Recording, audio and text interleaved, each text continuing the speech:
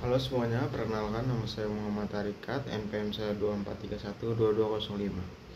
Jadi di sini saya akan menjelaskan sederhana apa itu algoritma. Jadi algoritma itu adalah serangkaian langkah-langkah logis yang disusun secara simetris untuk menyelesaikan suatu masalah. Kalau di ibarat kata itu algoritma itu seperti resep masakan. Bayangin kamu mau bikin mie instan, pasti ada langkah-langkah yang berurutan seperti rebus dulu airnya, lalu masukkan mie-nya, tunggu sampai matang, tambahkan bumbu, dan terakhir sajikan.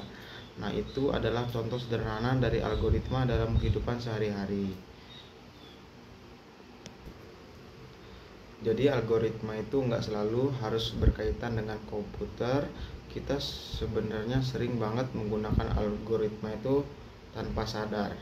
Mulai dari cara berangkat ke sekolah, mencuci pakaian, sampai menyusun jadwal kegiatan sehari-harinya. Oke, sekarang kita akan bikin algoritma yang efektif. Ada beberapa ciri algoritma yang baik yang perlu kamu tahu. Yang satu itu jelas dan terdefinisi dengan baik. Setiap langkahnya harus mudah dimengerti, nggak boleh ambigu. Yang kedua itu memiliki batas akhir atau finity. Algoritma harus berakhir, bukan muter-muter terus tanpa hasilnya. Yang ketiga, terurut. Langkah-langkahnya tuh dilakukan dalam berurutan yang benar. Dan yang keempat itu efektif dan efisien. Langkahnya harus bisa dikerjakan dengan mudah dan menghasilkan solusi yang benar.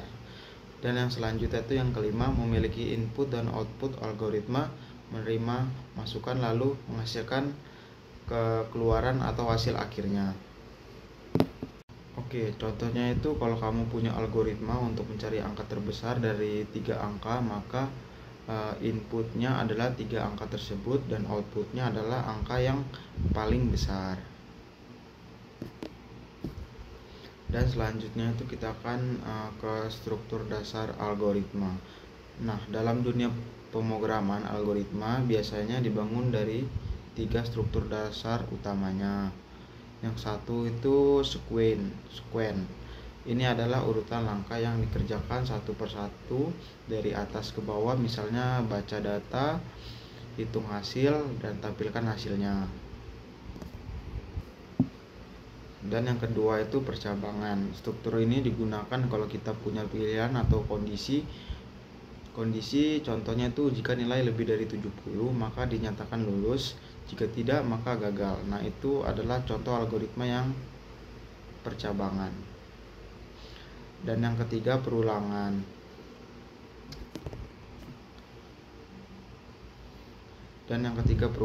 Struktur ini digunakan kalau kita mau melakukan suatu perulangan kali, misalnya ulangi perjumlahan selama masih ada data. Ini sering banget dipakai dalam pemrograman komputer.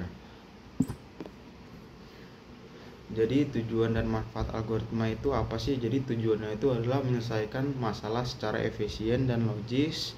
Selain itu, algoritma juga membantu kita mempermudah proses pembuatan program komputernya, menghemat waktu dan sumber daya, meningkatkan kemampuan berpikir logis dan terstruktur. Dalam dunia nyata, algoritma ini digunakan di mana-mana, mulai dari mesin pencarian seperti Google, sistem navigasi, GPS, hingga rekomendasi video YouTube. Semuanya bekerja dengan algoritma yang rumit di balik layarnya. Jadi bisa kita simpulkan bahwa algoritma itu adalah dasar dari segala hal yang berhubungan dengan teknologi dan pemrograman. Dengan memahami konsep dasar algoritma, kamu bisa mempelajari berpikir secara sistematis, menyelesaikan masalah dengan langkah-langkah yang jelas, dan bahkan mulai membuat program komputer sederhana. Jadi ingat, algoritma itu bukan soal komputer, tapi juga soal cara berpikir logis dalam kehidupan sehari-hari. Mulai dari hal kecil, biasakan dari menyusun langkah-langkah dengan teratur. Siapa tahu dari situ kamu bisa jadi programmer hebat di masa depan. Jadi cukup sekian saya membahas kali ini. Saya akhiri. Wassalamualaikum warahmatullahi wabarakatuh.